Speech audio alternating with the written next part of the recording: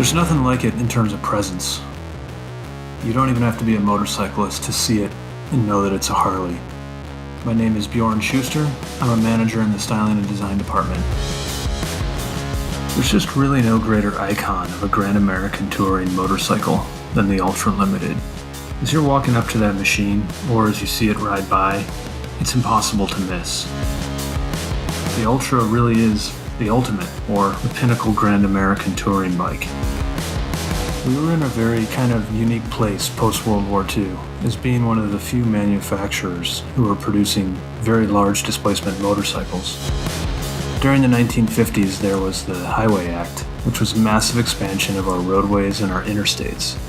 And what that led to was a giant boom in road trips. So it was a perfect fit because we were there with the motorcycles that were actually capable of doing long-range tours. This was a result of our big twin architecture, going back to the Knucklehead in '36.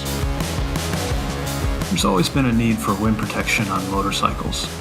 You kind of trace it back to WLs and wartime bikes. The first iterations utilized simple wrapped canvas and clear flexible screens. In the 60s, that's when the utilization of fiberglass really comes into play with the 1969 FLH. This is kind of where the Batwing fairing is born. Harley-Davidson was the first OE to take that idea of a fiberglass fairing in conjunction with bags and offer it as a touring package or an accessory kit. It really sort of cemented Harley-Davidson's touring identity.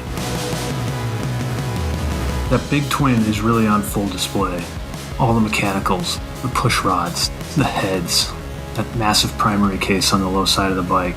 These are all distinctive features that are unique to Harley-Davidson. It's geared a little bit more towards that full long-range comfort. It's going to have a bit more wind protection, things like a taller windshield, lower fairings. It's got a slightly larger, wider seat. These are all things that matter when you're putting in a 6, 7, or 800 mile day. You really come to appreciate these kinds of amenities. There's really no greater machine for getting out there and putting in heavy miles.